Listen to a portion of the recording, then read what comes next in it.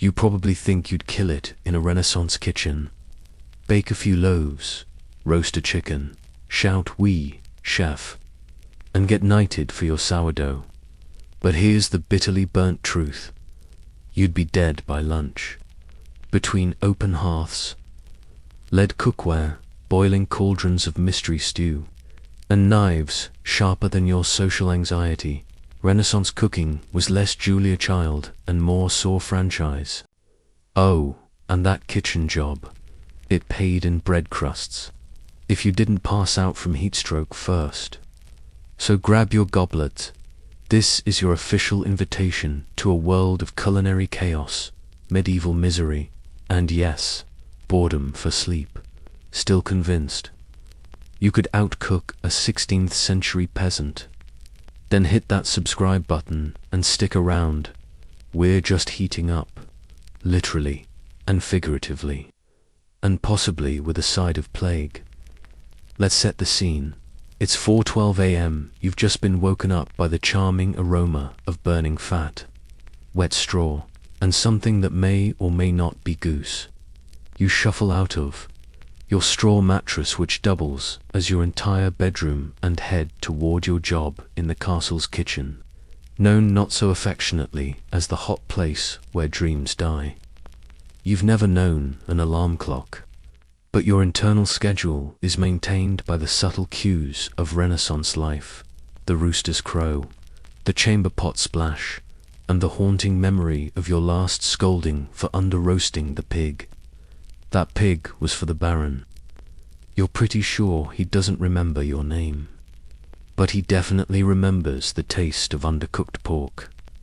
Now imagine walking into a room that's somehow hotter than the sun, darker than your thoughts, and louder than a pub brawl. Welcome to the Renaissance kitchen. Not quite the tidy stainless steel commercial dream you've seen in modern food shows. More like Hell's Kitchen if hell had no ventilation and the chef was a 12-year-old boy chained to a spit. Yes, really. The spit boy, also called the turnbroach, was a child who spent up to 12 hours a day rotating meat on a spit over an open flame. It's cute until you realize the only seasoning in this dish is child labor and blistered fingertips. He wasn't paid in coin by the way he got food scraps, heat stroke, and the honor of one day dying slightly younger than his peers. The walls of the kitchen are made of stone, not for decoration, because fire happens everywhere. The hearth was the centerpiece of the room, equal parts cooking apparatus and fiery death trap. Flames leaped out like they were mad at the wallpaper, and you'd be lucky to escape with both eyebrows intact. And let's not forget the ceiling, which is inexplicably blackened with soot and centuries of cooking despair. If you're a tall cook, congratulations, you're now half-cooked yourself. The smell in this place isn't so much food as it is centuries of food ghosts. The scent lingers in your tunic, your pores, and possibly your DNA. There's no such thing as a kitchen floor plan, because hygiene is a myth at this point in history. Imagine spilled blood, chicken feathers, grease puddles, the occasional rat sprinting past like it's late for a date, and you stepping in all of it with leather shoes that absolutely do not keep things out. That squish underfoot, don't ask. But let's talk about the rats, not the cute Disney sidekick type. These are the kind of rats that survive plagues and eat weaker rats. They live in the walls, the sacks of grain, and occasionally in the stew. Their presence is so normalized, you might even name them. That's Jeffrey. Don't touch his cheese stash. And yet, this chaos isn't for everyone. It's mostly for nobles. That's right, the bigger and fancier the kitchen, the more hellish it becomes. Noble kitchens weren't just functional, they were theatrical. Roasting entire animals, multiple ovens, dozens of servants. A peasant could live inside a noble's oven and still have room for his extended family. And that wasn't unheard of. Peasants were resourceful now. Contrast that with your typical peasant household. No chimney, no hearth. Maybe a pit in the ground with a broken iron pot dangling above it. The most luxurious meal you're getting is pottage, a watery vegetable-ish soup made from whatever hadn't rotted yet.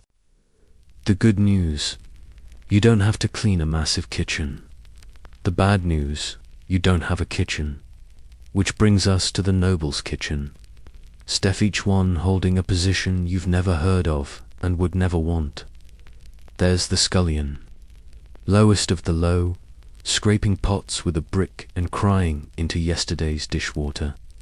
There's the larderer who guards the meat storage like it's gold, and the saucier, the guy who's way too serious about medieval condiments. Oh, and don't forget the pastryman who makes pies that may or may not contain pigeons or lies. Each role was part of an incredibly strict hierarchy, enforced with the kind of micromanagement that makes corporate office politics look like a trust fall exercise. Step out of line, ruin a dish, or God forbid, accidentally oversalt the duck, and you could be flogged, fired, or forced to wash linens for a month. Yes, that includes the Baron's unmentionables. You've been warned, and while the upstairs nobles dined on roasted boar, honeyed pears, and sugar sculptures shaped like mythological creatures, you and your fellow kitchen staff gnawed on whatever was left. Usually bones, sometimes moldy bread, occasionally, if you were lucky, something edible, but only if the dog turned it down first. Here's something else you didn't think about. The noise, clanging pots, shouted orders, crackling flames, sizzling grease, and about a dozen people yelling in 5 different dialects of early modern English. It's like an aggressive episode of Great British Bake Off, scored by a death metal band. And then there's the heat. The unrelenting, unforgiving, utterly malevolent heat. No ventilation, of course, no windows. You'd sweat before you even started working, and by mid-morning, your sweat had sweat. It got so hot in some kitchens that fires would start spontaneously, not because someone forgot, but because the very air gave up and decided to combust. But you endured it. Why? Because having a job, even one, where the primary hazard was being on fire, was better than starving. Cooking was survival, status, and suffering all in one. Kitchens were where empires were fed, where poisonings were plotted, and where underpaid servants learned to weaponize gravy. And yet, as brutal as the noble kitchens were, at least they existed. Because if you were among the truly poor, you didn't get a kitchen, you didn't get a spit. You got a pot, a stick, and a prayer that the carrot you found in a ditch wasn't secretly a turnip. So here's the real kicker. What would you eat if you couldn't even afford fire? So, you've survived your first shift in the Renaissance kitchen. Congratulations. You're dehydrated, half blind from smoke, and one splatter of goose fat away from second-degree burns. But how you haven't been flogged yet? That's called career momentum. Let's talk about that job title of yours. You're not a chef. That's far too glamorous. You're a kitchen knave, or maybe a scullion, which roughly translates to person most likely to develop trench foot in a stone building. You're the lowest rung on a ladder so slippery with grease and social inequality that climbing it is more theory than possibility. But don't worry, there's a hierarchy here. Renaissance kitchens had more job titles than a modern LinkedIn page, and most of them sounded like something between a curse and a fungal condition. Larderer, spicery clerk, turnbroach, sorcerer, pantler. It's like Hogwarts. If Hogwarts was entirely staffed by underfed orphans, at the top of this sad pyramid is the master cook, a man who yells a lot and has absolutely no intention of touching raw meat. Beneath him is an intricate web of assistants, apprentices, and human fire alarms. You're somewhere near the rats, not above them, near. The system was brutal, but it had its logic. Food was power. Feeding the noble family who, let's be honest, could barely hold a fork without help was a sacred duty. If the stew was cold or the bread misshapen, it wasn't just a failed dish, it was political sabotage. You were feeding people who thought a bad pudding might be code for rebellion. Now, the hours. Let's ruin your sleep schedule. Kitchen staff often worked from before dawn to well after dusk. That's 16 to 18 hours of boiling, chopping, hauling, scrubbing, and apologizing to people with titles longer than your arm. You slept next to the fire to keep warm, and woke up when someone dropped a cauldron, which was often, and the pay hilarious. You were sometimes given food instead of wages. Not food and wages. Food as wages. Which meant the leftovers from a meal you just spent all day cooking became your literal paycheck. And if the noble guests were particularly gluttonous, going to bed with a stale onion and the vague hope that tomorrow's roast collapses mid-banquet. Now let's address the working conditions, because OSHA didn't exist. And if it had, it would have burst into flames immediately upon entry. Kitchens were full of fire, smoke, sharp objects, and people too tired to care. Burned hands, cut fingers, falling pots, and the occasional food poisoning were just part of the ambience. No gloves, no first aid, just a wet rag and a quick prayer to St. Lawrence, the patron saint of cooks, ironically, martyred by being roasted alive. Very on brand. You couldn't exactly complain either. Workers weren't allowed to talk back to their superiors, which meant if your supervisor dumped hot oil on your foot and told you to walk it off, you smiled and said, "Yes, my lord, thank you for the lesson." That lesson being, pain is temporary, unemployment is forever, and while you were sweating in the heat and inhaling soot, your social betters were nibbling on spiced lamb and gossiping about someone's illegitimate cousin. They wouldn't dare enter the kitchen themselves. It was considered too dirty, too chaotic, too peasant. Imagine inviting your boss to your apartment and them refusing to use your microwave because it's uncivilized. Now imagine being beaten for suggesting they microwave something in the first place. Of course, sometimes your hard work was recognized, like when the nobleman remembered to not throw his bones directly at your face, or when someone muttered decent gravy before burping violently into a lace napkin. High praise indeed. But let's take a moment. Breathe that in, dust and all. You weren't just a cook. You were a laborer in the most dangerous, thankless, and physically exhausting workplace imaginable. You fed the entire estate. Without you, the noble class would starve or, worse, have to cook for themselves. A fate truly worse than death. And speaking of death, the many ways to die in a Renaissance kitchen. Let's do a quick roll call. Heat stroke, smoke inhalation, knife injuries, boiling water spills, rat-borne disease, moldy bread, spoiled meat, collapsing rafters. Almost terrifying of all falling out of favor with the head cook. He controlled your schedule, your scraps, and sometimes your entire reputation. He was Gordon Ramsay, with absolute legal power and significantly worse dental hygiene. But don't get the wrong idea. Wasn't all suffering. Sometimes there were banquets, and you know what that meant? Even more suffering. Because banquets meant more mouths to feed, more courses, more recipes, more pressure. You weren't just making food. You were orchestrating edible theater. Each dish was expected to shock, dazzle, or at least not kill anyone immediately. You were expected to plate swan pies with wings reattached, serve steaming stews that had cooled 3 seconds ago, and do it all with the speed of a caffeinated octopus.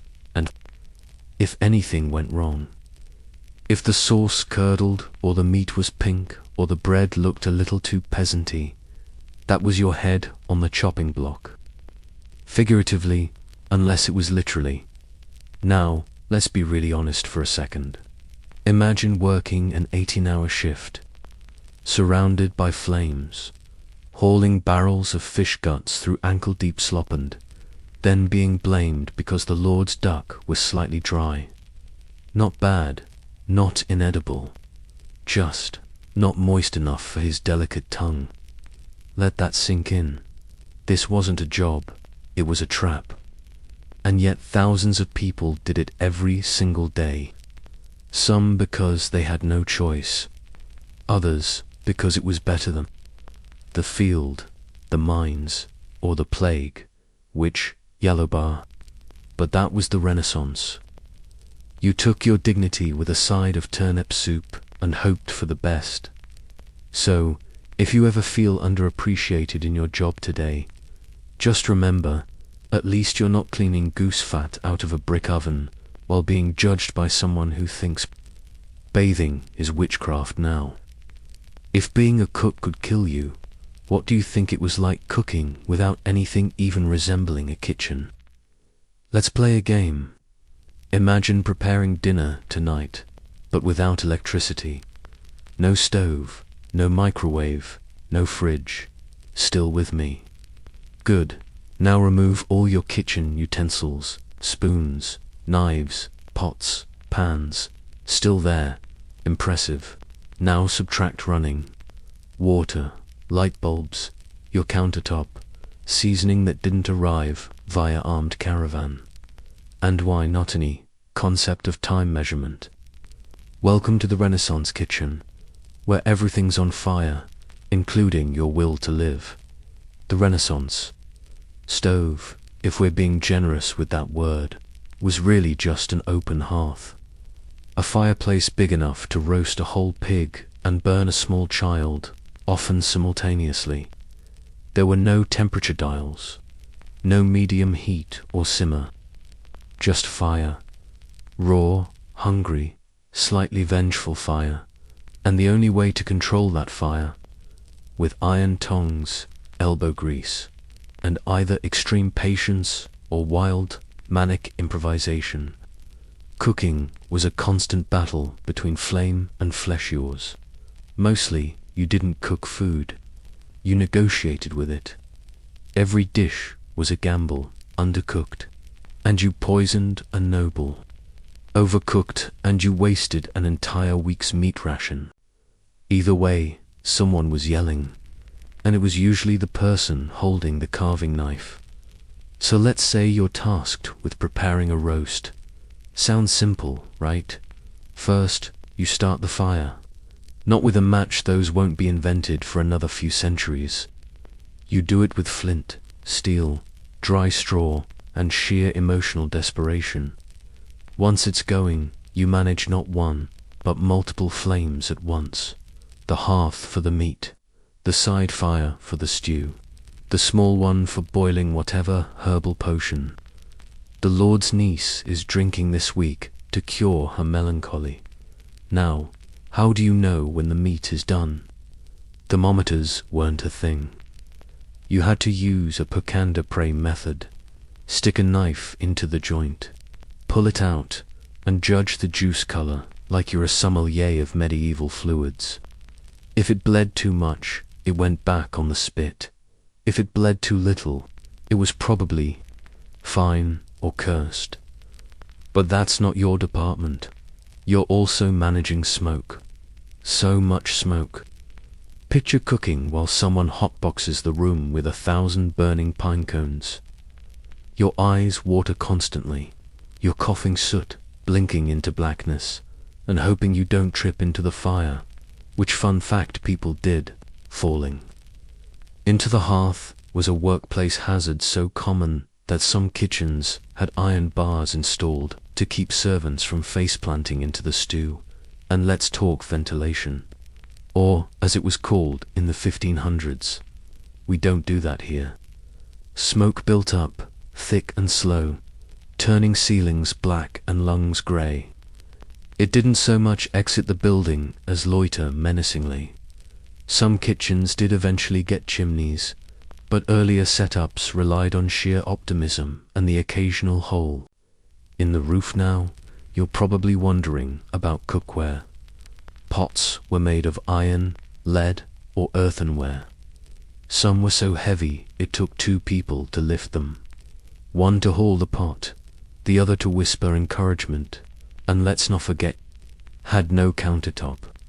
You cooked on planks, barrels, or, in some lucky cases, massive stone tables that were never cleaned properly. The bacteria didn't die.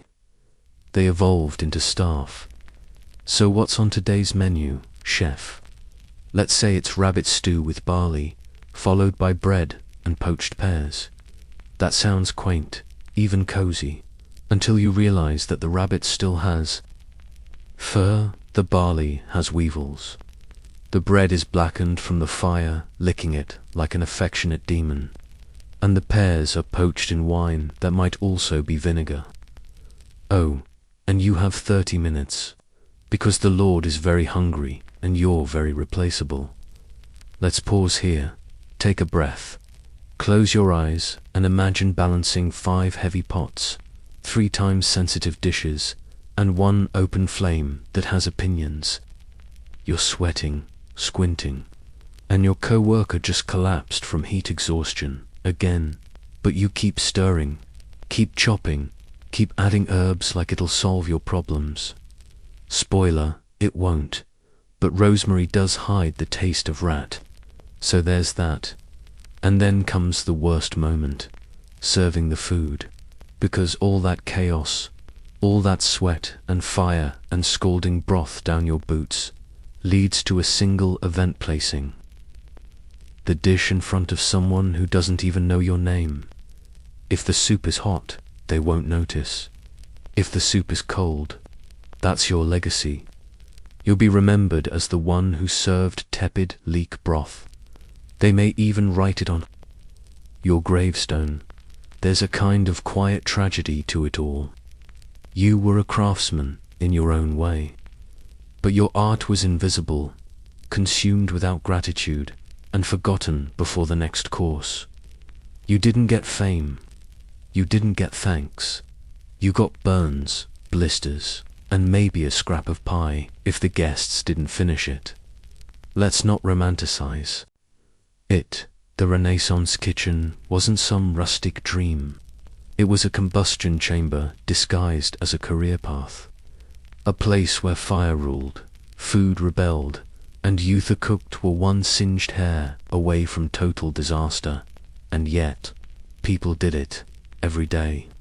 They woke up before dawn, endured the smoke, the scalds, the impossible recipes. Why? Because to cook was to survive. And survival, in an age of plagues and pitchforks, was a recipe worth learning if the cookbook had no page numbers. So the next time your Wi-Fi goes out and you can't pull up your favorite's 5-minute pesto pasta tutorial, remember this: you could be cooking dinner on a pile of flaming logs, using a knife last washed during the Crusades, while your boss critiques the texture of your parsnips. Which begs the question, how exactly did they preserve food in this fiery, bacteria-rich hellhole? You're seated at the table. You've made it through the smoke, the chaos, the relentless shriek of boiling pots, and now comes the moment of truth, the food. A steaming meat pie is placed before you. It smells edible, maybe even good. You take a bite. Gamey, slightly tough, definitely not chicken. Could be rabbit, could be cat, could be a peasant who owed someone money. Honestly, who knows? Welcome to the Renaissance dining experience, where the most reliable seasoning wasn't salt or rosemary, but uncertainty. Let's start with the basics. Food labeling was not a thing. You didn't get a neat sticker that said free range, organic, hormone-free venison. You got a slab of meat, vaguely described as a beast of the field. And you ate it with the blind optimism of a man one meal away from dysentery.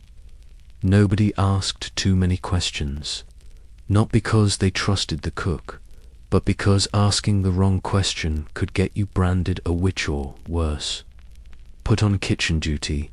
Even nobles, with their spice racks and well-fed couriers, played meat roulette.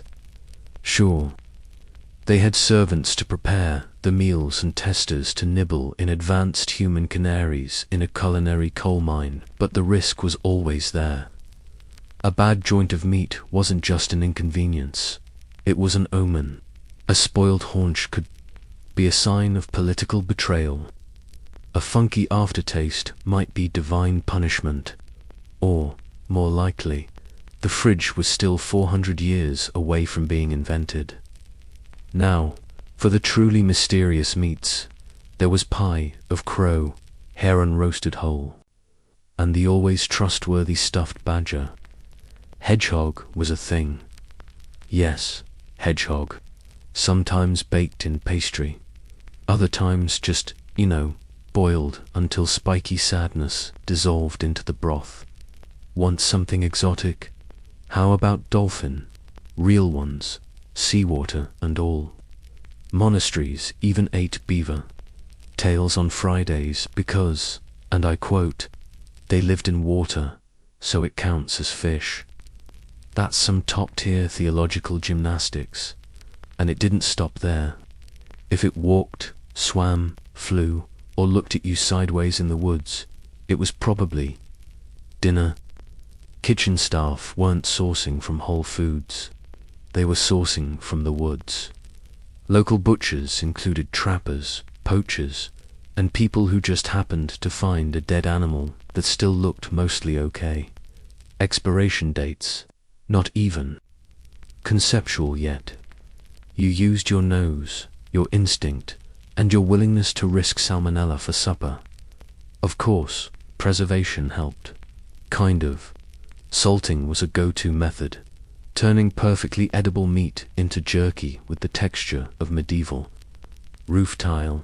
Smoking was also popular, though it usually just meant hanging the meat above the hearth and hoping no one sneezed on it. Pickling was for the adventurous. And drying worked if you lived somewhere less humid than the average dungeon. But none of that mattered if the meat had already turned. And turned it did. In fact, if you were poor, odds were you couldn't afford fresh meat. You got scraps, bones, offal, leftovers from noble kitchens. You didn't ask where it came from. You couldn't ask. The stew pot accepted all sins. There was even a term for it. Perpetual stew. A cauldron that never fully emptied, just topped up, daily, for years. Imagine tasting the ghosts of meals past, trapped in the broth like edible dossier vu. Let that sink in. Food inspectors weren't a thing. Health codes, laughable. Meat markets, operated in open-air stalls, buzzing with flies and rumors. Vendors sold fresh cuts that had been sitting in the sun since sunrise. That smell, that's not garlic. That's the gentle aroma of future regret. And don't even get started on street meat. An ominous phrase in any century. You might get lucky with a bit of grilled pigeon, or you might contract something that ends with pax. Nobles had it slightly better, but not by much. Their kitchens were stocked with exotic animals shipped in from across Europe, often half-dead on arrival and wholly decayed by the time they hit the table. Their solution: spices. Specifically, a lot of spices. Clove, cinnamon, saffron, pepper piled on in volumes that would make a modern palate cry. It wasn't just for flavor. It was to distract you. The meat might be green. It might be slimy. But with enough nutmeg, who's to say? Speaking of spices, yes, they were expensive, worth more than gold in some cases. But nobles could afford them, and more importantly, they needed them. Because nothing says I'm above you like putting cardamom on a possibly diseased peacock. It was less about taste and more about power. You weren't eating food. You were eating status. Meanwhile, peasants gnawed on bones and mystery stew, hoping the gelatinous blob floating in their bowl wasn't the rat Geoffrey. You remember Geoffrey, right? Still possibly running the kitchen. Possibly in the kitchen. And, let's not forget, eating meat at all was a luxury for most people. Bread, beans, onions, and the occasional snail were more common fare. Meat was celebratory or suspicious. If you had access to meat regularly, you were either wealthy or very good at pretending things were venison when they were definitely not. So how did anyone survive this daily dice roll with digestion? They didn't always. Food poisoning was common. The phrase "he died after supper" could mean anything from gout to revenge to that bad batch of salted eel. And even when the meat didn't kill you, it certainly didn't help you live longer. Nobles had gout. Peasants had malnutrition. The middle class, if it existed, had indigestion. And here's the kicker. If the food did make someone violently ill, the cook was blamed, not the supplier. Not the storage conditions. You. If the Baron woke up at 2 a.m. clutching his stomach and swearing, he saw angels guess who's being interrogated by candlelight. Hope you enjoy being accused of witchcraft, because that's how these things spiraled. Fast, so yes, meat was a gamble. A sizzling, spice-covered, fever-inducing gamble. And people ate it anyway. Because hunger is louder than doubt. And because, honestly, what else were you going to do? Not eat the hedgehog pie. But let's say you survived dinner. You're full. Maybe even happy. It's dessert time. Surely this is safer, right? Well, remember that king who almost died from custard? You made it to desert. Congratulations. Your meat didn't kill you. Your stew didn't have extra protein with whiskers. And now sweet relief. Literally. Time for a custard tart. Maybe some candied fruit. Or a nice slab of molded sugar-shaped. Like a swan committing tax fraud. Finally, a moment of luxury. Unless, of course, you were poor. Then desert was not happening. See, sugar, in the Renaissance, wasn't just a flavorette, was a power move. It was powdered status. A declaration that you could afford to rot your teeth before starving to death. The elite didn't just use sugar in food. They sculpted with it. They turned it into castles, ships, lions, an entire battle scene. Edible, all exorbitant, and all very much not for you. These sugar sculptures were called subtleties, an ironic term, because they were anything but subtle. Think of them as the Renaissance equivalent of a billionaire buying a rocket ship made of truffle oil just to serve foie gras in zero gravity.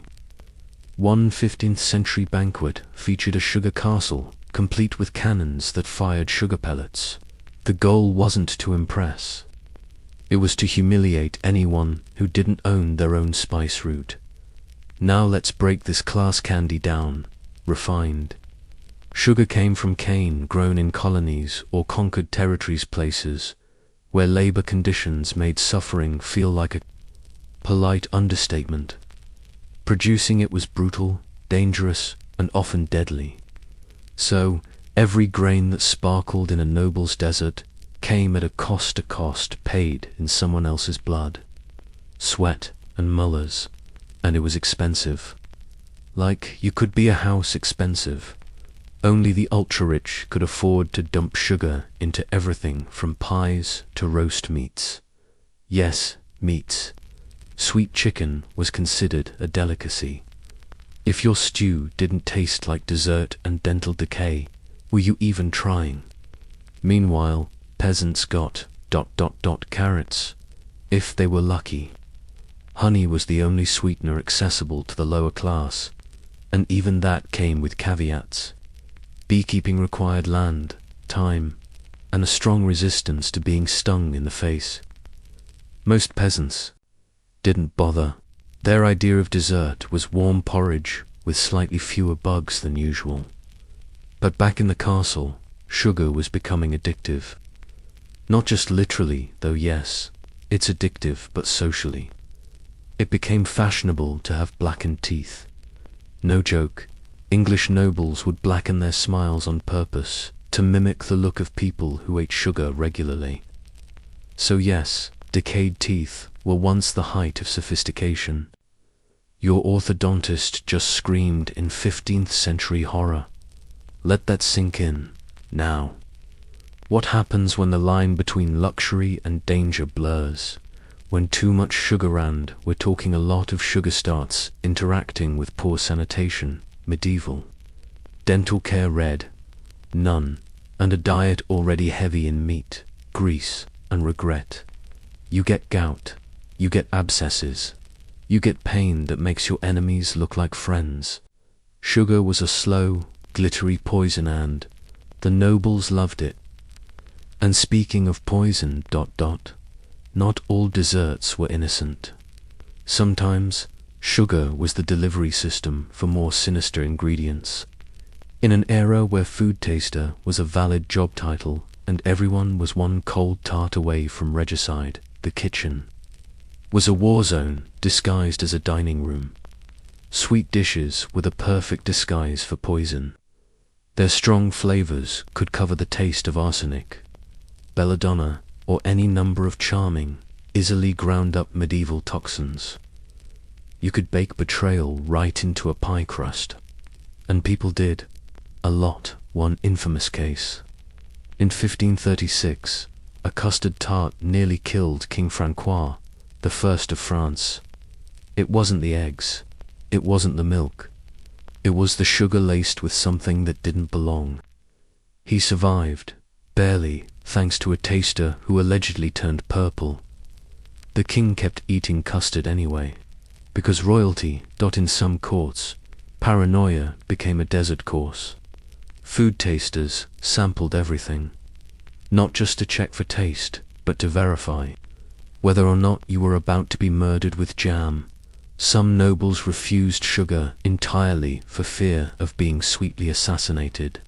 Others simply made sure they were the ones doing the poisoning first. Which brings us back to class.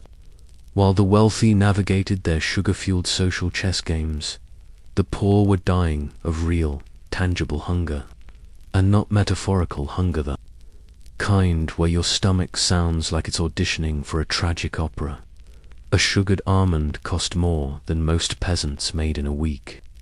Imagine standing outside the castle, barefoot, while inside someone eats a caramelized partridge topped with saffron and solidified economic inequality.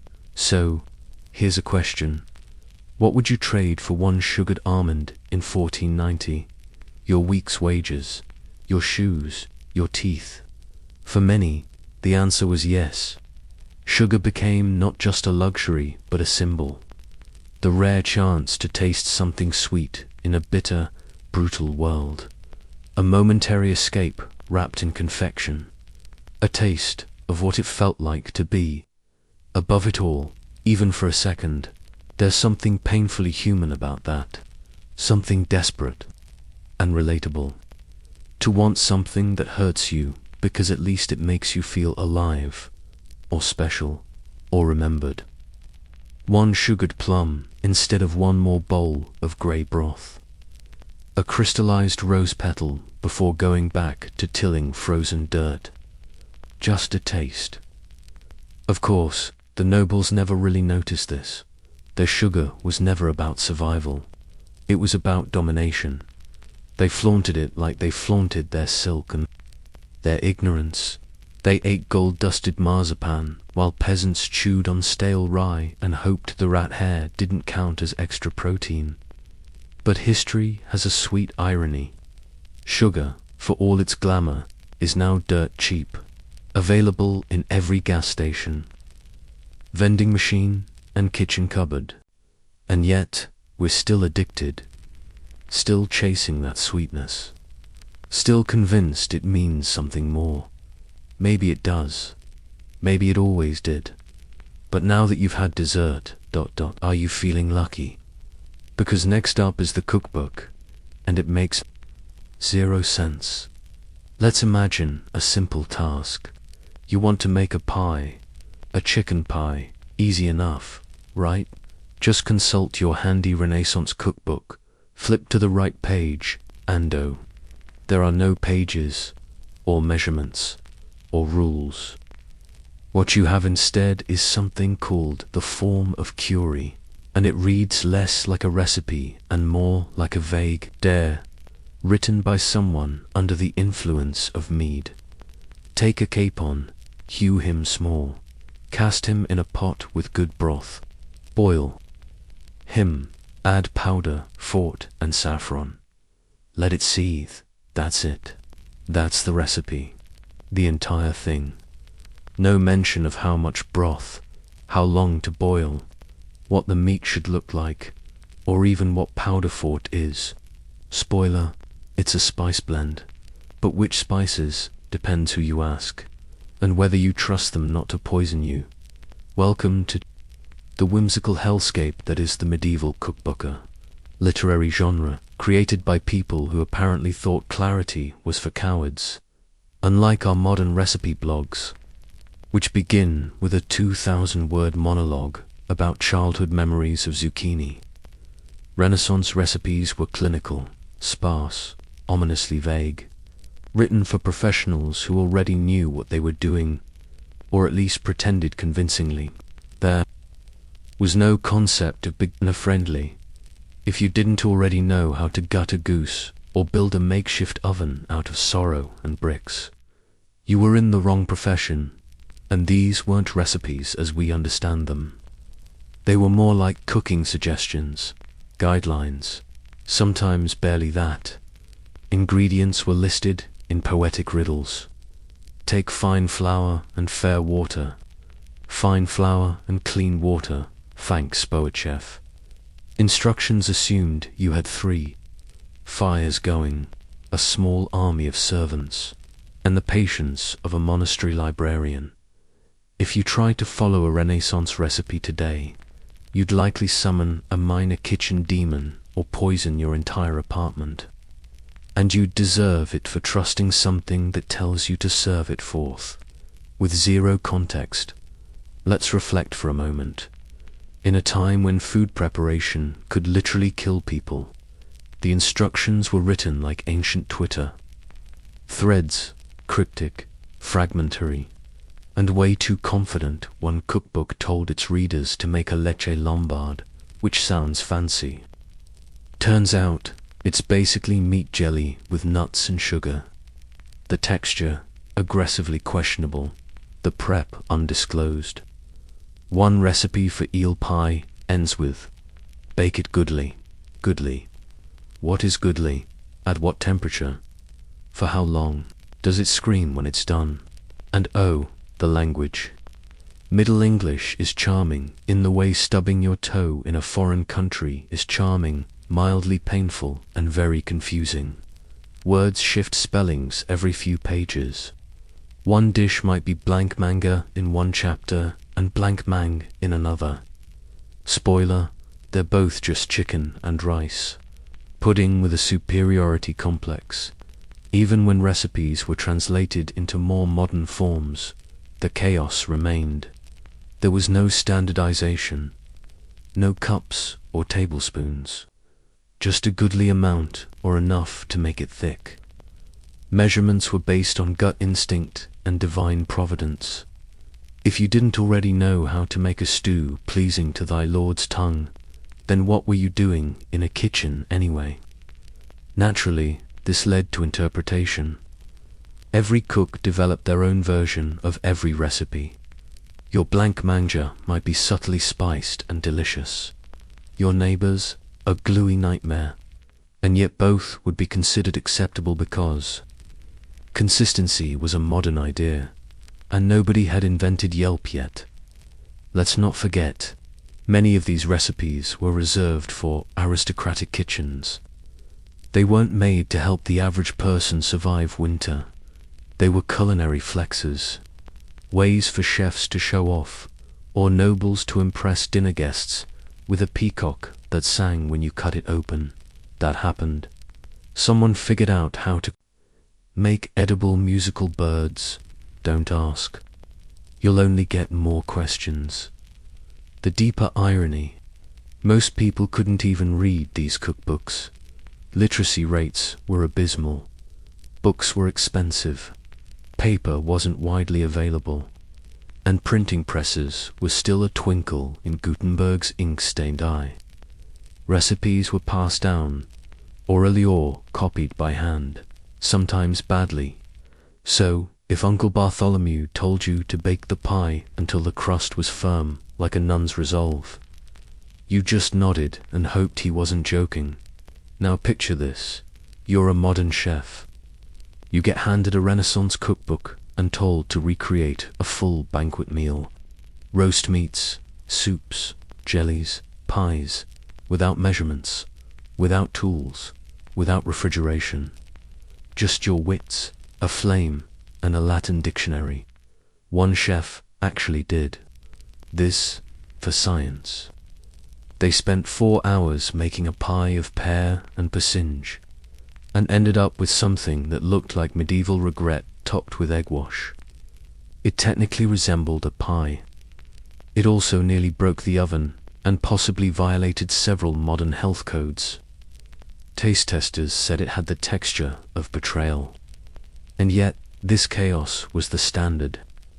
This was the best culinary literature available. Kings and queens ate food cooked from these manuscripts. Entire courts built menus around instructions that wouldn't pass as IKEA diagrams today. Still, in a weird way, there's beauty in that. The lack of precision meant that cooking was alive, fluid, reactive, personal. It was more art than science. And maybe that's why we keep coming back to these strange, incomprehensible recipes. Not because they work, but because they remind us that food isn't just sustenance, it's memory, identity, culture stirred into chaos also. It's kind of hilarious to read a recipe that ends with serve it hot or cold, if thou liketh. So yes, Renaissance cookbooks made no sense. They were maddening, unhelpful, and occasionally dangerous. But they were also human, imperfect snapshots of a world trying to understand itself, one goose at a time. And now that you've digested that, it's time for something simpler. Bread. Is it? Forget your avocado toast, your sourdough starters, your $7 artisan brioche rolled in chia hopes and quinoa dreams. In the Renaissance, if you had bread, you had life. And if you didn't, well, let's just say no one was arguing over gluten. Bread wasn't just a side dish, it was the dish. For peasants, it was breakfast, lunch, and dinner. Sometimes the plate too. For nobles, it was a symbol of class. The paler the bread, the higher your status. White bread was reserved for the rich, soft and pampered. Dark, coarse bread, that was for people who knew the names of their cows personally. Let's paint the picture.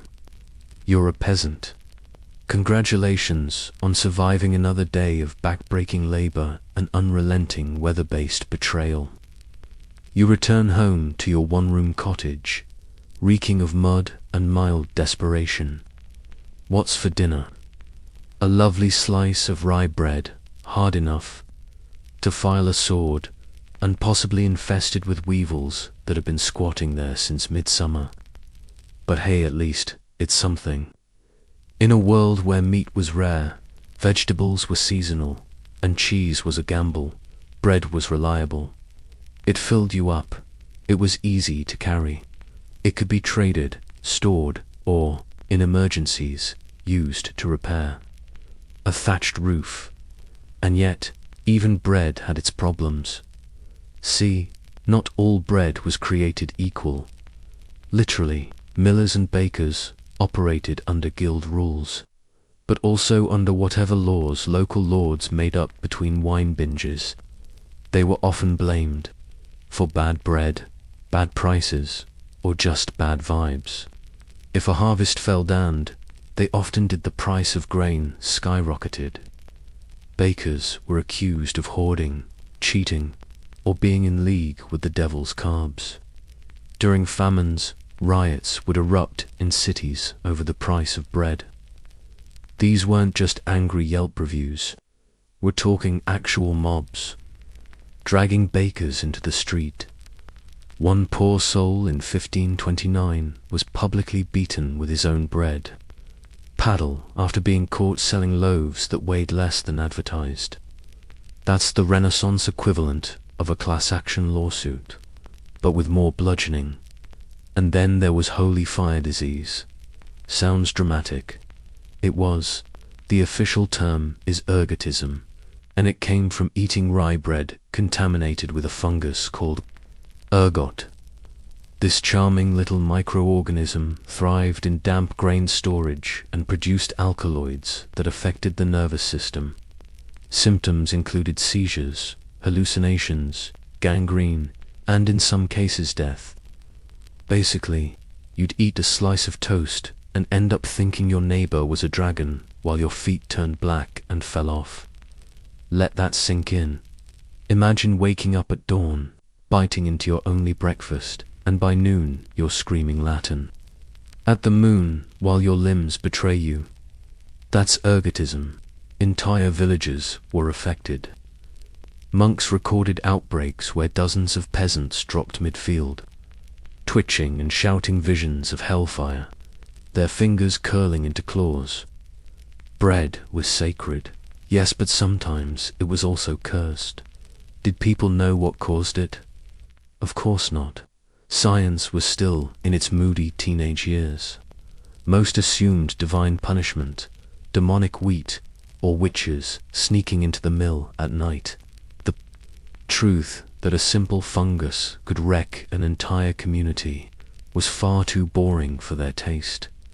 Even when bread wasn't trying to kill you, it was still brutally symbolic. In French law, the king was called the roi nourricier, the bread giver. To rule was to feed.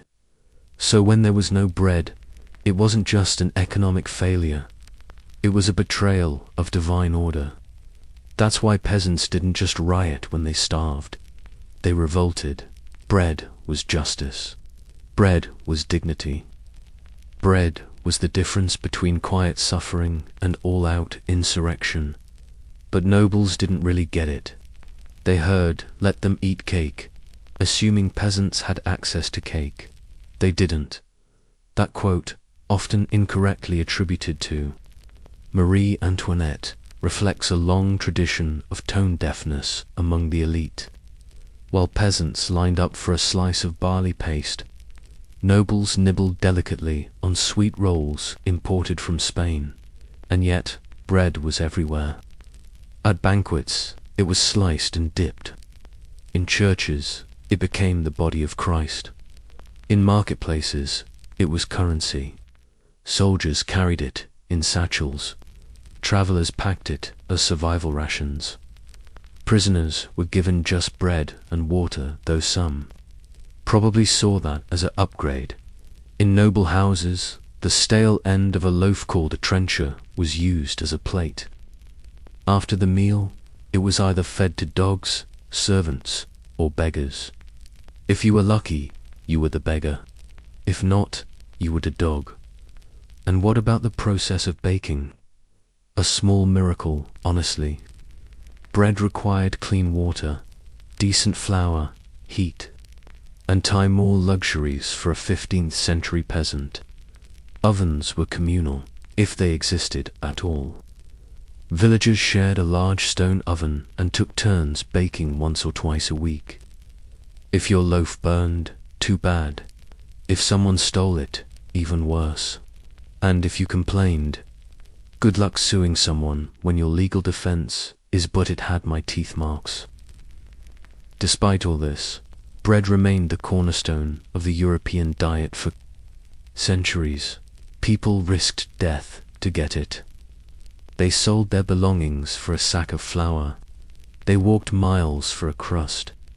And somehow, through fire, fungus, and famine, they endured. There's something humbling about that. Something ancient and grounding. In an era where people chase gourmet toast with truffle oil and edible flowers, it's worth remembering that once upon a time, a single rough loaf meant the difference between survival and despair. So yes, they ate bread. A lot of it. Because it was all they had. But when bread betrayed them, when it poisoned instead of nourished, it left scars on bodies, on families, on memory, which raises the question, if the only thing you can eat is trying to kill you, what else is lurking in your kitchen? Perhaps something with fur. Let's set the scene again. You're in the kitchen. It's just past midnight. The fires have burned low. The meat is stripped to bone. And your co-workers are passed out in a corner, dreaming of bread that doesn't bite back. You hear a faint rustle, then a soft plap. Something moves across the floor, something with claws.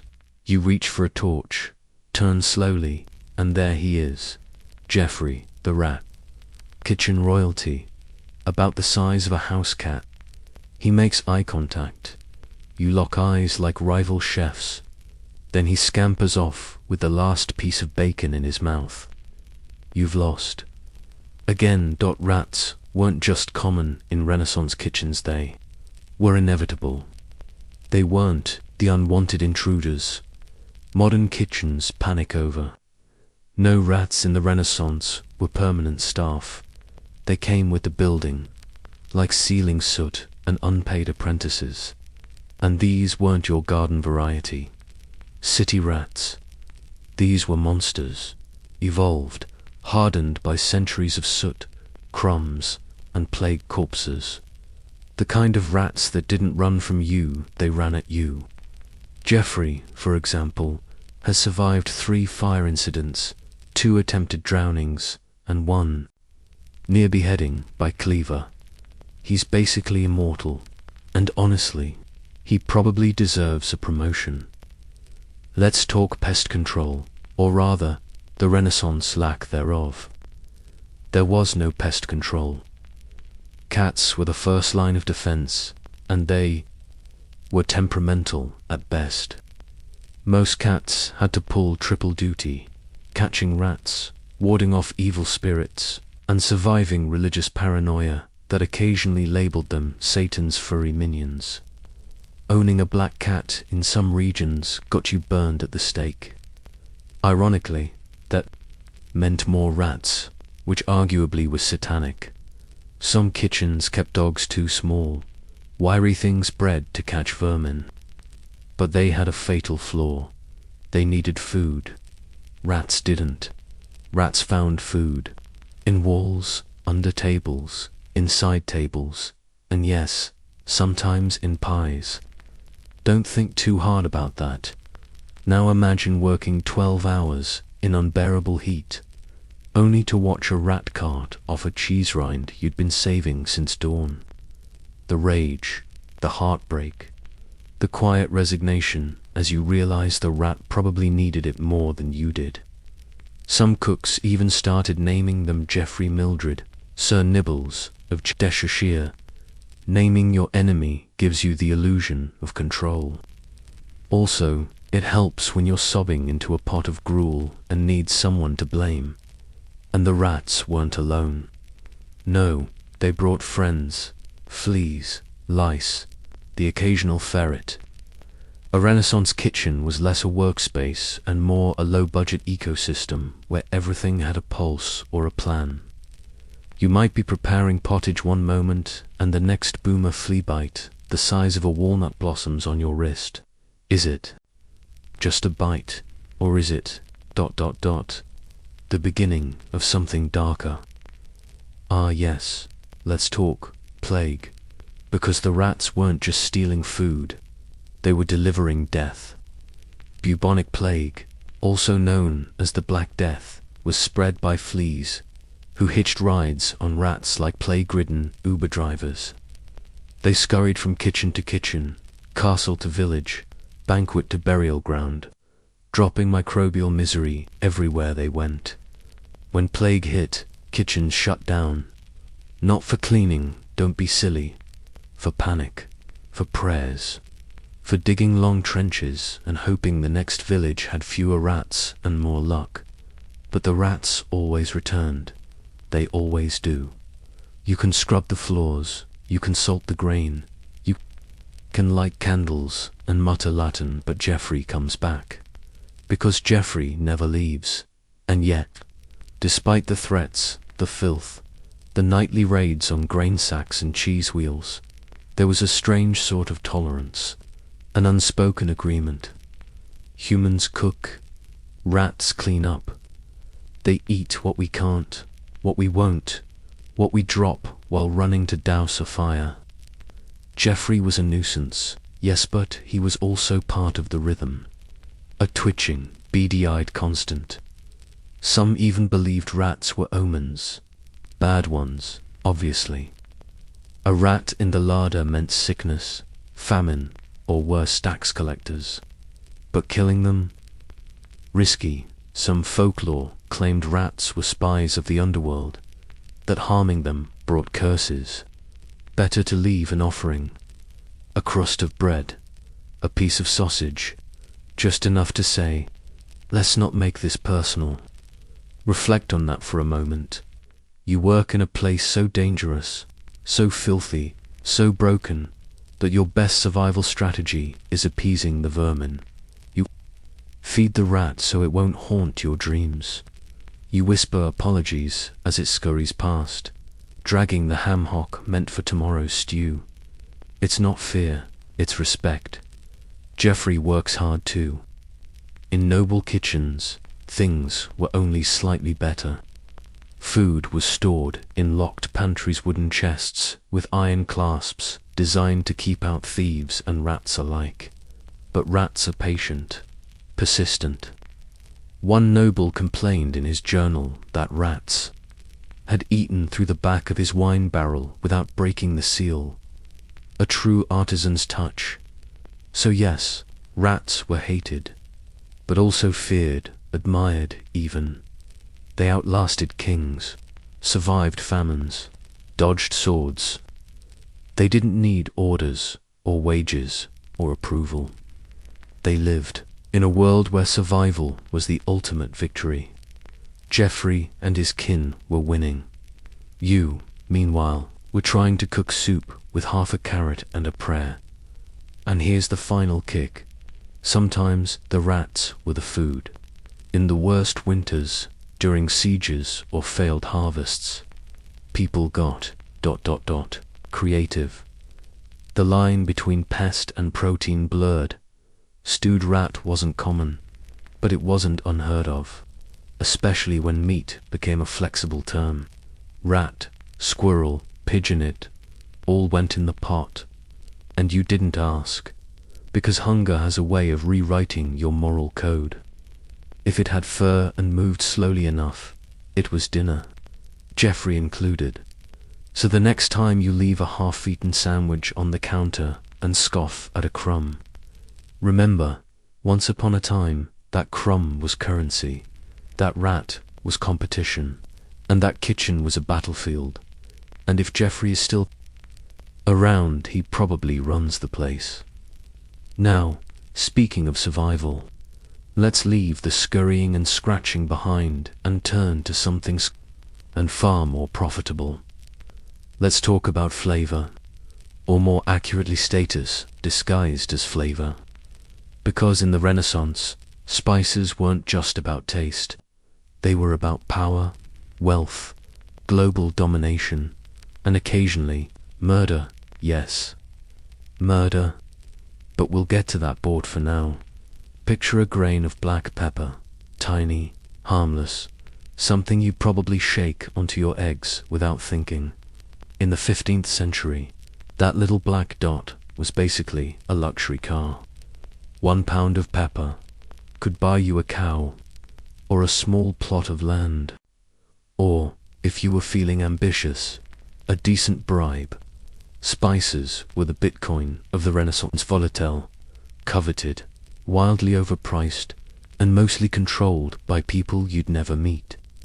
They came from distant lands, with names that sounded more like myths than maps. Calicut, Malacca, Zanzibar.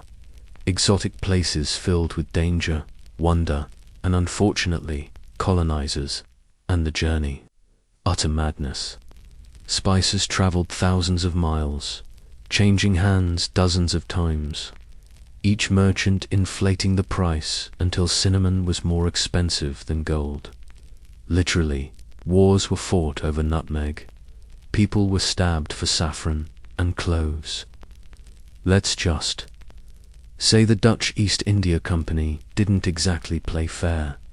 Let's pause and breathe that in cinnamon, sweat, and empire.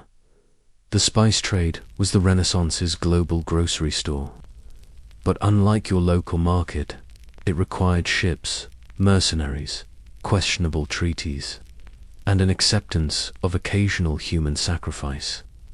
The Portuguese, Dutch, Spanish, and English didn't just want the spices, they wanted the sources. And if that meant burning a village or toppling a local dynasty, so be it. All for the love of ... seasoning. And this obsession trickled straight into the kitchen. Renaissance nobles didn't just like spice, they weaponized it. Meals were soaked, stuffed, and smothered in spices.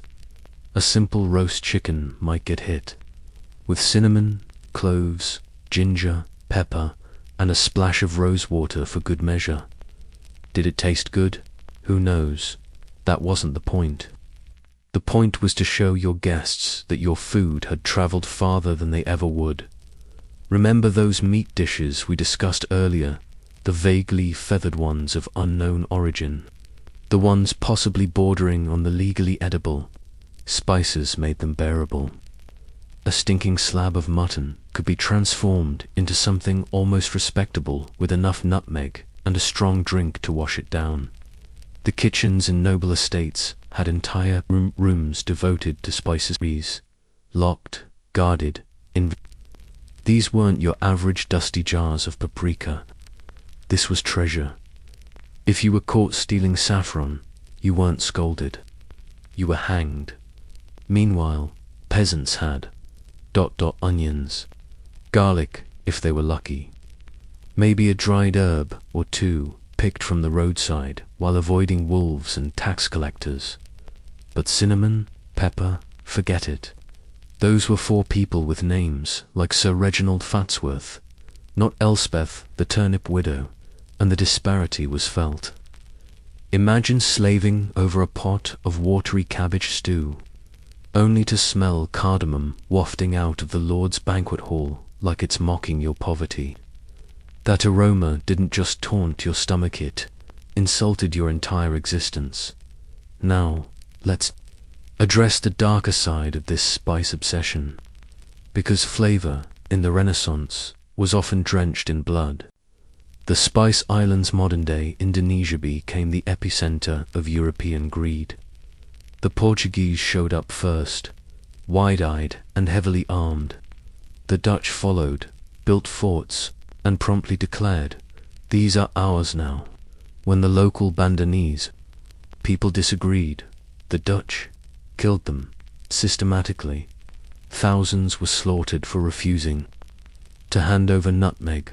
Nutmeg, something you sprinkle on eggnog. Let that sink in.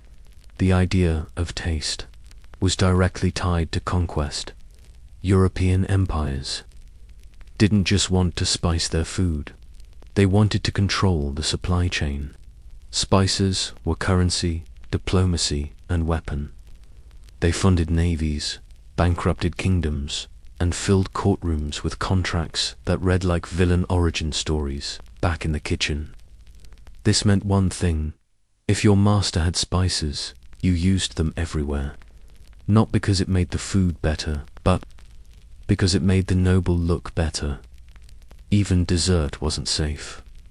Spiced custards, gingerbread cakes, rose petal jams with a clove-studded kick. If it wasn't burning your mouth or confusing your taste buds, it wasn't elite enough. And yet, the overuse often led to confusion.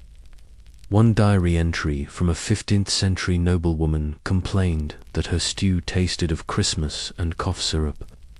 Another noted that the meat pies were hot in tongue, sweet in scent, and difficult to survive. But a dentist was secondary. Appearances ruled. Interestingly, some nobles began faking their spice wealth. They'd dye cheap spices to mimic expensive ones, use perfume to mask a lack of saffron, a culinary Ponzi scheme, if you will. But eventually, the real spice started to flow into Europe in larger quantities, thanks to more ships, more colonies, and more aggressive negotiations. By the late Renaissance, spices became slightly more accessible to the upper middle class. A merchant might own pepper, a lawyer could afford ginger at Christmas. This shift only widened the cultural gap, because now everyone wanted to cook, like the court. But few could do it without bankrupting themselves. And in the peasant huts, still garlic, still onions, maybe a stolen sprig of thyme if the Abbey garden guard was drunk. So what's the takeaway here? Spices weren't just about flavor. They were symbols, global pawns, agents of chaos. Your modern spice rack is a museum of centuries of violence and voyage. Every jar is a ghost, a whisper of ships crossing oceans, soldiers crossing lines, and someone somewhere paying the ultimate price for your turmeric latte. And yet, despite the carnage, the culinary world changed forever.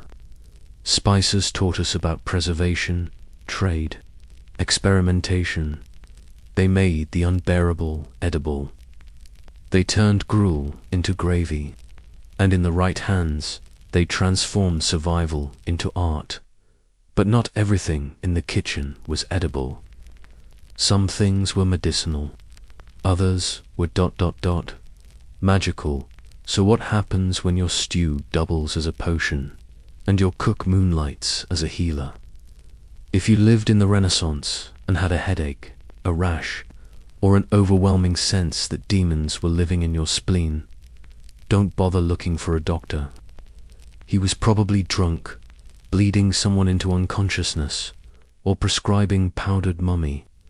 No, your first stop for healing was more likely the kitchen, because in the 15th century, the person with the herbs, the fire, and the boiling cauldron wasn't just your cook. They were your apothecary, your midwife, and maybe your alchemist, or depending on who was judging, your heretic. Let's start with the basics. Most medicine came from food, or near broths, herbs, tonics, wines infused with enough rosemary to scare away an exorcist. There were no pills, no hospitals in the modern sense, just pots of boiling mystery and a book of remedies that read like a medieval listicle titled 17 Cures You Can't Believe. They tried number 9 will shock you. Your stomach hurts. Take wine boiled with mint and crushed eggshell. Trouble sleeping. Rub warm butter on your temples and chant the Psalms backwards. Feeling melancholic, drink cabbage water mixed with honey, and definitely avoid thinking too hard. So yeah, let that settle in your brain pan for a minute. And many of these cures came from the same place as your dinner, the kitchen hearth. The lines were blurry. One moment your cook was making stew, the next they were stirring a love potion or whipping up a paste for boils. It was all fire, after all boiling and hoping. There was even a name for this overlap: kitchen physic. It was the unofficial practice of domestic medicine, mostly practiced by women who knew how to brew up remedies from herbs, grown in the garden or stolen from the monastery grounds at twilight. These weren't licensed physicians. They were mothers, midwives, cooks, widows, people who'd watched others suffer and decided to do something about it. And frankly, they had better success rates, because official medicine at the time was still ruled by the four humours: blood, phlegm, black bile, and yellow bile.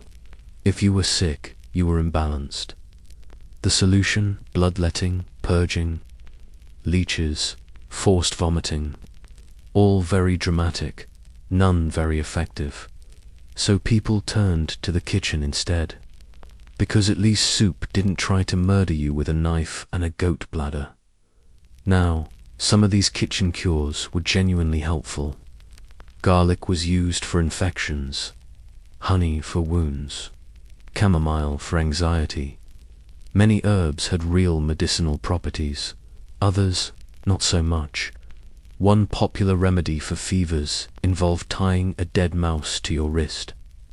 Another advised drinking ale mixed with powdered deer horn and the ashes of a burnt toenail. Don't ask, just don't. Still, the cook healer was essential. They weren't just feeding bodies, they were patching them up, keeping them moving. Often, they had access to the household's only supply of wine or vinegar, too, of the best antiseptics available. They knew what plants grew nearby, what leaves to boil for cramps, what roots soothed a toothache. They were quiet, constant, and deeply underappreciated. But here's where things got risky.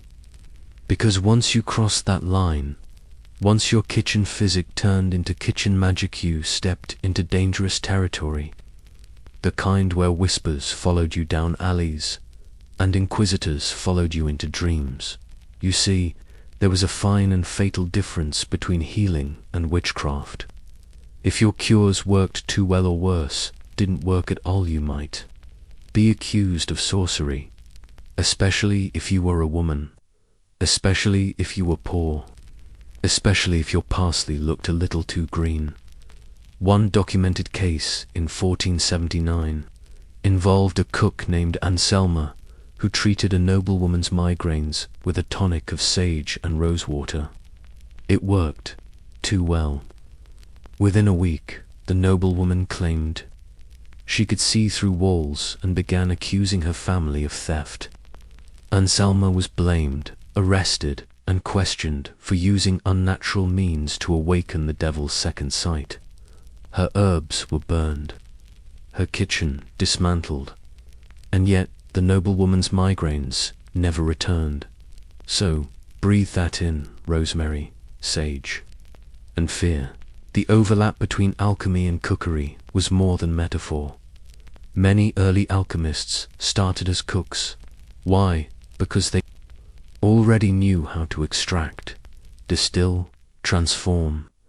Turning lead into gold wasn't that different from turning barley into ale. Both required heat, timing, and the ability to lie convincingly about your results. The kitchen was the first laboratory. Copper pots, mortar and pestle, charcoal burners, glass vials. It was all there. And for some, the line between soup and transmutation was paper-thin. In noble courts, this duality was encouraged. A talented cook who dabbled in alchemy was considered an asset, someone who could make dinner and possibly discover immortality. Two birds, one goose-fat coated stone. But for the average person, this dual skill set was dangerous. You might cure a cough today and be burned at the stake tomorrow for unnatural knowledge. It was a system where success got you praise or pyres, no in-between. Still, people kept doing it because they had to. Because when your child is sick, when your husband's wound festers, When winter kills everything green and the doctor's too far or to fake you boil nettles, you mash garlic. You do what you can with what you have. You become cook, healer, and hope. And you stay quiet about it. So, if you've ever made chicken soup for someone with a cold, congratulations. You've participated in kitchen physic. You've practiced a tradition older than the microscope and twice as skeptical of nonsense. You've channeled generations of soot-covered miracle workers who did more with an onion than most medical schools can do with a lab full of interns. But healing isn't always the goal. Sometimes what simmers in the pot isn't meant to save anyone at all. Sometimes it's meant to kill. The table is set. Candles flicker. The roast glistens. Wine is poured. Bread is broken. And across the hall, a noble lifts a silver spoonful of steaming soup to his lips. Everyone holds their breath. Not because it smells amazing, but because someone in that kitchen might have just committed murder. Welcome to the Renaissance, where death didn't always ride in on horseback. Sometimes it came with dinner, in a time when political grudges, where deep power was fragile, and the justice system ran on superstition and bribes. Poisoning was considered a practical solution, efficient, quiet, elegant. If you could get into the kitchen, you could get into history. And let's be clear, anyone could die. This way, kings, cardinals, barons, spouses, rivals. Poison was the great equalizer, one detectable, fast-acting, and convenient when your dagger budget was running low. But poison wasn't just poured randomly into the soup. It was an art, a craft, a deadly science perfected by cooks, servants, herbalists, and anyone who had access to the pantry and a reason to hate you. Let's begin with the ingredients. The Renaissance kitchen was already full of toxins masquerading as seasonings. Belladonna, hemlock, foxglove, arsenical, naturally occurring, all highly toxic and all within reach. Many of these were found growing near edible herbs, making accidents surprisingly plausible. One wrong leaf in the stew, and boom, career-ending dinner. Even basic ingredients could be tampered with. Salt mixed with powdered glass, honey laced with lead, wine sweetened with mercury. Some chefs, when especially ambitious, cooked meat in pewter pots that leached poisonous metals into the food over time. Not deadly in one bite, but eat it enough, and your organs turn into medieval jello. Let that roll around your palate now. Poison wasn't just about death. It was about timing. You didn't want the Duke to drop dead at the table, not always, anyway. Sometimes you wanted a slow decline, a creeping illness, a few mysterious weeks of stomach cramps and hallucinations, before finally croaking in bed, surrounded by doctors who blamed the humors or an ill wind. This slow kill strategy was ideal for long games, succession plans, inheritance disputes, marriages that had, shall we say, soured. It kept suspicion low and results high. Plus, it offered a delicious layer of deniability.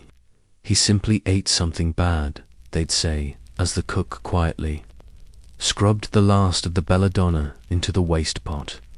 One infamous case involved the Borgia familias, those Borgias who were said to have employed a poisoner named Julia Tofana. Legend has it she created a special blend called aqua tofana, disguised as perfume or holy water, that could be dropped into wine or soup without taste. Just 3 doses. First, fatigue. Second, vomiting. Third, a funeral. She allegedly helped over 600 women escape their husbands. A true Renaissance entrepreneur. But you didn't have to be a noble to dabble in deadly cuisine. Even peasants, when pushed to desperation, knew the value of a poisonous mushroom or a jug of fermented vengeance. One old tale from rural France tells of a baker's apprentice who was beaten and starved daily into one feast. The Lord's bread arrived just a little too bitter. The cause, a healthy smear of ergot-infected flour.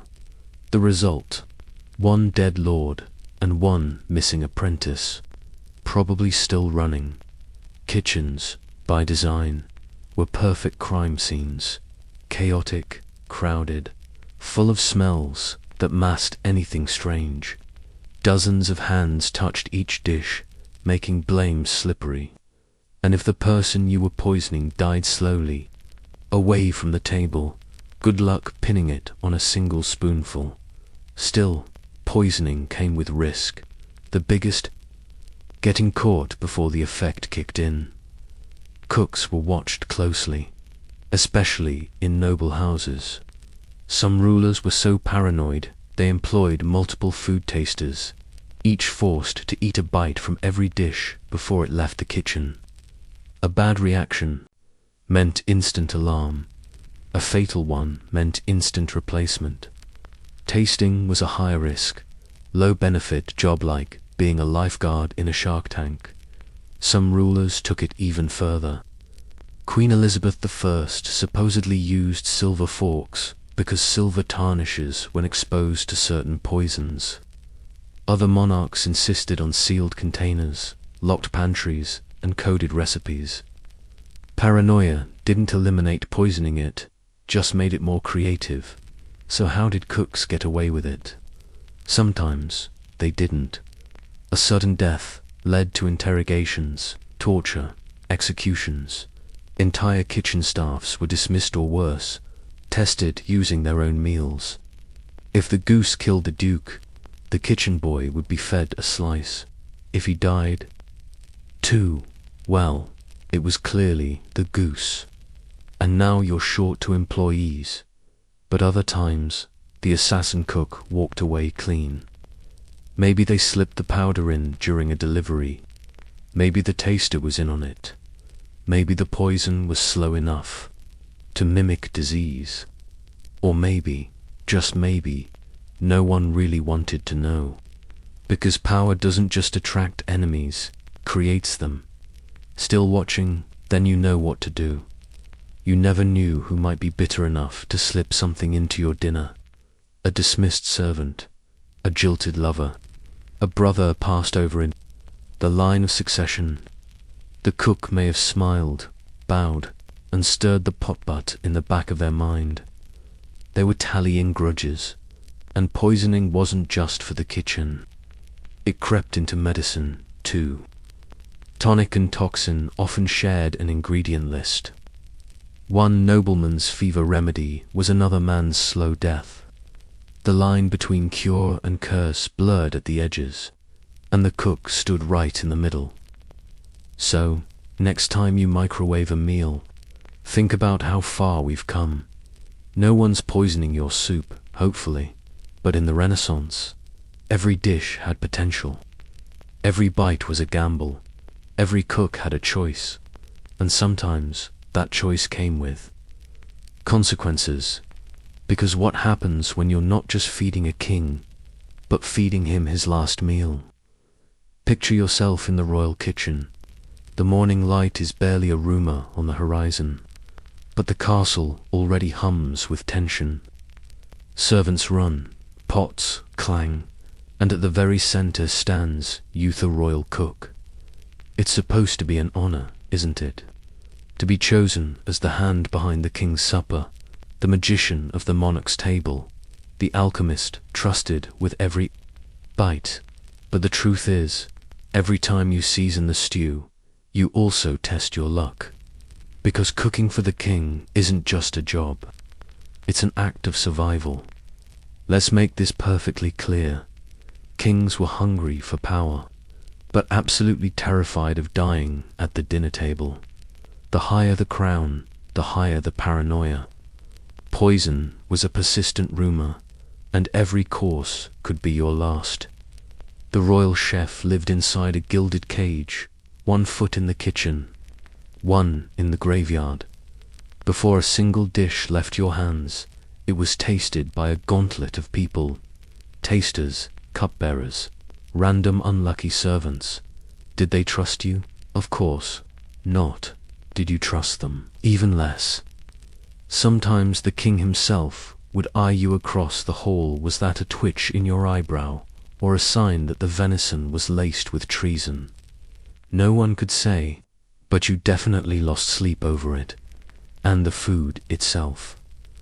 Let's just say the steaks weren't limited to flavor. Get it wrong, too cold, too tough. Not enough gold leaf on the roast peacock, and your job, your reputation, even your head might be forfeit. A cold plate was considered an insult, a slightly burnt tart a challenge to royal authority. One famously fussy monarch reportedly ordered his chef banished for undercooking a swan. The only thing hotter than the oven was the king's temper. It wasn't just about the taste. Royal dining was a show, a flex, a power statement to the visiting nobles and nosy ambassadors at the table. Courses arrived with pageantry, trumpets blaring, servants marching in formation. Exotic birds stuffed inside other birds, all paraded for an audience that cared more about being impressed than being fed. Meanwhile, in the kitchen, you sweated, not just from the fire, but from the very real fear that your career and life depended on the king's mood that evening. One wrong move salted the soup with the wrong hand, served the bread too late, accidentally made eye contact at the wrong moment, and you might be transferred to the dungeons, or simply never seen again. Ask any court cook, and they'll tell you the tale of Master William, one of Henry VIII's most skilled chefs. William could turn a boar into art, a carp into a symphony. He was trusted, beloved, until he wasn't. One fateful night, a noble fell ill after a particularly decadent feast. It wasn't the chef's fault. The noble had gout and questionable hygiene, but suspicion fell on William. Was it deliberate? Was it incompetence? No one knew, and no one cared. Within days, William was dismissed without a word, his fate unrecorded. He vanished into the mists of Tudor England, another ghost in the castle's history. Breathe that in, the scent of roasted goose mingled with dread. To manage the pressure, royal kitchens ran like military campaigns. The head cook wielded authority like a general. Assistants were drilled in routines, recipes memorized like battle plans. Ingredients were triple-checked, utensils scrubbed until they gleamed, and still the underlying anxiety lingered. Even the finest skills couldn't guarantee safety. Some cooks coped with superstition, hiding charms in their aprons, whispering prayers over the soup, tracing sigils on the dough. Others turned cynical, numbing themselves with stolen sips of wine or dark humor shared in the smoky corners of the kitchen. Jokes about the king's digestion were whispered, but never repeated outside the pantry walls. And yet, every royal meal was a performance. The chef was both servant and artist, conjurer and scapegoat. Each night, you orchestrated flavors, textures, colors, hoping the king would be pleased, that his guests would be dazzled, that nobody would die, at least not tonight. But the anxiety didn't end at the kitchen door. Rumors could unravel you. Political enemies might whisper that your pies tasted suspiciously foreign. Jealous rivals could accuse you of disloyalty, of favoring the wrong advisor with an extra slice of venison. In a world where alliances shifted with every meal, the royal cook had to be both invisible and indispensable. And the rewards, they existed. If you managed to survive, if your dishes delighted, you might be granted land, coin, a lifetime's worth of bread. The king might raise a goblet to your name, The court might murmur your praises, but for every honored cook, there were dozens more who vanished, accused of some imagined slight or simply falling victim to the endless palace intrigue. It was a brutal paradox. To cook for the king was to stand in the brightest spotlight, but also to walk the darkest path. Your art could buy you fortune or oblivion. So, next time you watch a royal banquet in a period drama, notice the faces behind the platters. Imagine the quiet terror behind the flour-dusted hands. That chef smiling politely. He's measuring every second, every glance, every grain of salt, because he knows that tonight one cold dish could spell disaster, not just for the meal, but for his entire existence. And yet, night after night, the royal cooks returned. For duty, for pride, for survival. But sometimes, what they served too, the nobles, even a starving peasant, wouldn't touch. Now, let's step away from the regal splendor and into the meat-scented, anxiety-drenched heart of a Renaissance banquet. You'd think, with all that royal paranoia and kitchen terror, the food would at least be good. Right, oh sweet summer child? You're about to meet the Renaissance menu, a horror show of questionable delicacies that would make even the bravest foodie weep. Start with the first course, swan pie. Yes, swan. Majestic, beautiful, symbol of grey sand in the 1500s. A perfectly reasonable thing to stuff inside a pastry. They plucked it, roasted it, and then, for added flair, sewed the feathers back on before presenting it to the table. Bon appétit, the taste. Imagine goose, but angrier. Next up, porpoise pudding. Not a dessertant, lest you think gelatinous fish flesh belongs next to the tarts. In coastal courts, the rich flaunted their wealth by serving boiled dolphin or porpoise. Monks argued for centuries that marine mammals counted as fish and were thus perfectly fine for Friday fasts. The flavor, salty, oily, slightly guilty. If that's not enough, there's always blancmanga, a misleading name for a dish made of chicken, rice, sugar, and almonds, all congealed into a milky white mass. Sound edible, not so fast. Sometimes they swapped chicken for fish, or, if they were feeling festive, boiled capon. The result, an unholy alliance of textures, like putting that bit back. Let's not overlook the infamous meat jelly today. The idea of aspica, shimmering dome of savory gelatin might send shivers down your spine. Back then, it was peak culinary sophistication. Every noble table displayed at least one wobbly monument filled with whatever meat scraps were lying around. Jelly of eyeballs. Absolutely tongue. Why not? Sometimes a noble would serve a pie, and, upon slicing, live birds would fly out. This was entertainment. This was culinary performance art. This was what happened before Netflix. And then there were pies filled with live animals, not for sustenance, but for show. Picture a banquet guest slicing into a grand pie, only to be attacked by startled blackbirds. Amusing, until you realized half the kitchen staff was nursing beak wounds. But let's get darker, because the Renaissance always does. Lamprey, eel-like, jawless, blood-sucking fish was so prized by English nobility that King Henry I reportedly died from eating too many. Lamprey pie was the 12th century equivalent of caviar. The taste, more like aquatic regret, with a hint of mud and historical poor decisions. And if you were truly unlucky, you might be served hedgehog stew. The instructions: kill, skin, and gut the hedgehog, then roast it. Sometimes with its spines still on for decorative purposes. It was then covered in almond milk sauce and presented as if this was something anyone wanted. No one did. Peasants, by contrast, got none of this.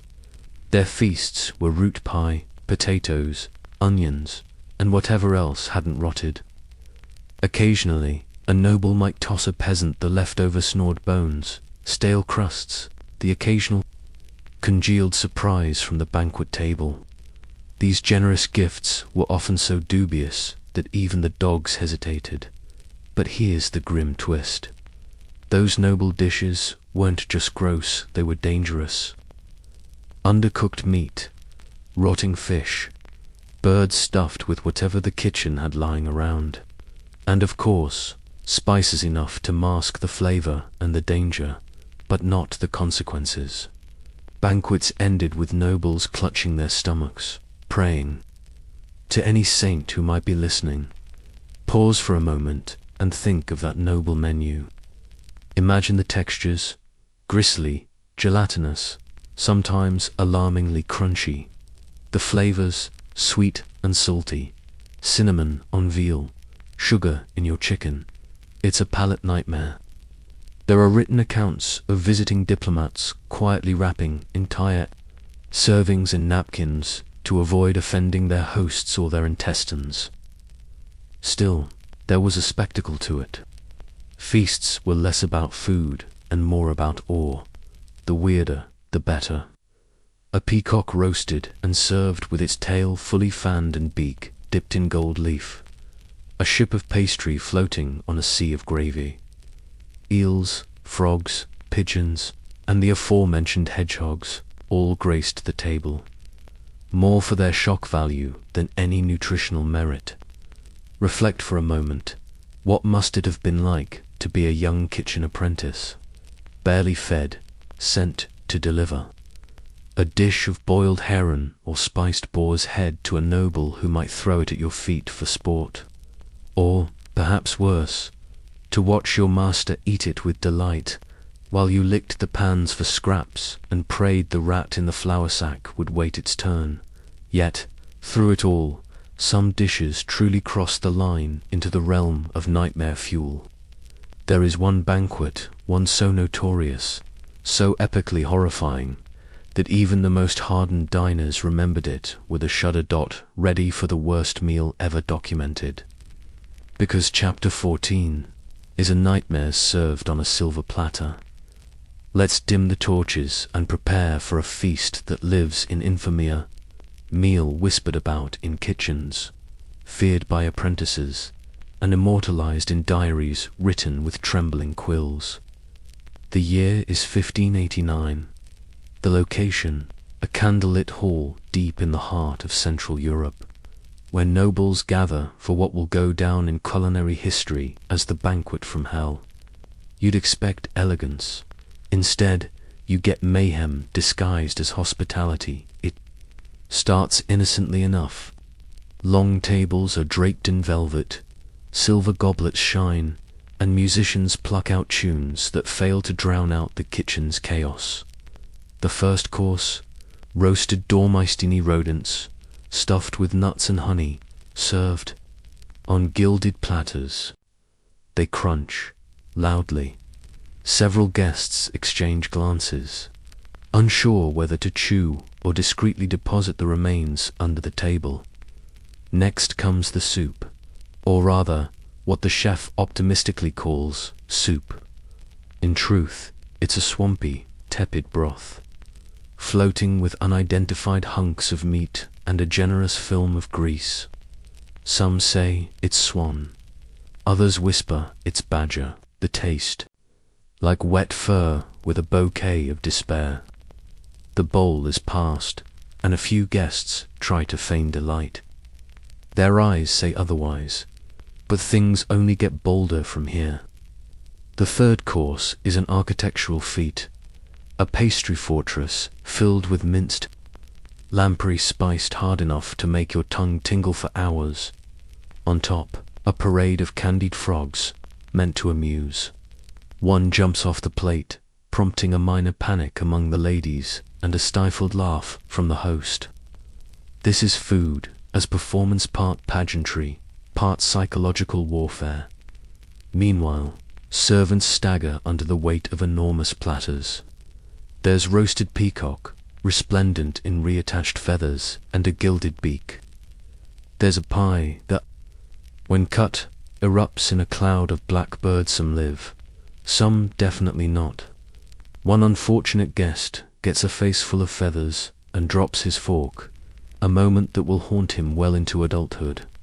And now, the sixth course, roasted goat head, presented, upright with a garland of wilted herbs. The teeth gleam, the eyes are glazed with sugar, and the aroma is, how to put this, confrontational. Some guests politely prod the cheek meat.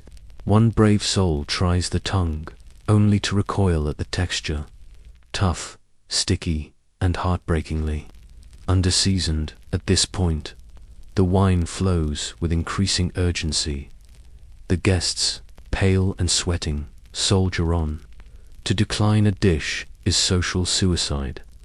To vomit at the table is a faux pas, but it's starting to look like a tempting option. Several nobles begin hallucinating, convinced the marzipan dolphins are swimming circles on their plates. One woman laughs so hard she cries. Another simply cries. But the centerpiece, the magnum opus of edible horror, is a jellied terrine of assorted meat eyeballs, tongue, liver, and rumor has it bits of rat, all suspended in an opaque, quivering dome. It glistens in the candlelight like something dredged from the depths of the moat. The kitchen boys are forbidden to look directly at it, lest it haunt their dreams. Let's pause for a breath. Smell the fear, the sweat, the blend of roasted flesh, melted sugar, and old wine. Imagine sitting at that table, trapped in polite society, surrounded by foods that defy description and probably the Geneva Convention. You can't leave, you can't refuse. You can only pray for dessert or sudden unconsciousness. And dessert arrives, but mercy does not. The final course is a tower of sugar, filled with candied insects and perfumed with rosewater, so strong it makes your eyes water. Some guests nibble cautiously, others poke the insects, uncertain if they're decoration or the main event. The room smells like a funeral for dignity. Throughout the banquet, gossip spreads like spilled gravy. Who invited the Italian ambassador? Did the cook mean to poison the French envoy? Or was it just an accident of the aspic? By now, half the guests are clutching their stomachs. Several excuse themselves, citing urgent business. Others remain frozen, white-knuckled, staring at the parade of horrors still to come. This, you realize, is the dark art of the Renaissance feast. Spectacle over sustenance, shock value over flavor. It is influencer culture before Instagram, and an edible arms race to see who can impress or traumatize their guests the most. And the aftermath. Let's just say no one sleeps well.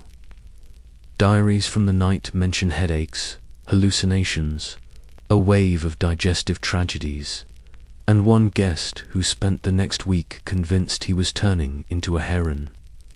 The local apothecary runs out of mint. The kitchen staff swears off marzipan. For life, yet, for all its horror, the banquet from hell lives on in legend. Guests never forgot. Cooks quietly told the story as a warning. Beware of ambition, excess, and trying to shore up the neighbors. Sometimes, in history, the greatest cautionary tales aren't wars or scandals, but dinners that go spectacularly, hilariously, and horrifyingly wrong. So, if you ever doubt the power of food to change lives, just remember, somewhere, a noble is still waking up in a cold sweat, dreaming of candied frogs and gelatinous doom, and in the grand halls of power. Food was more than a spectacle. It was a weapon, a message, Sometimes propaganda. Imagine a dinner so opulent, so grotesquely over the top, that every bite is a press release and every swallow a public statement. Welcome to the Renaissance banquet table, where food wasn't just food, it was politics, power, propaganda, and a little light bankruptcy thrown in for good measure. Because in the gilded halls of the Renaissance, the real business was done over dinner. Monarchs staged feasts not to fill stomachs, but to fill gossip columns well. What passed for them in a world where news travelled by rumour, song, and the occasional slanderous tapestry. Every ingredient imported, every sugar sculpture, every rare spice-laden roast was a message. Look on my works, ye hungry, and despair. Let's start with edible architecture. If you were a king or queen worth your salt and saffron, you didn't just serve food, you built cities out of it. Entire castles made from sugar, edible ships bobbing in seas of cream, pastry, dragons, with almond scales. At one Medici wedding, a life-size marzipan garden was created, complete with fountains that ran with rose water and actual edible birds perched in candied trees. Nobody remembers the groom, but everyone remembered the marzipan. Peacock. These displays were more than party tricks. They were weapons in the arms race of status.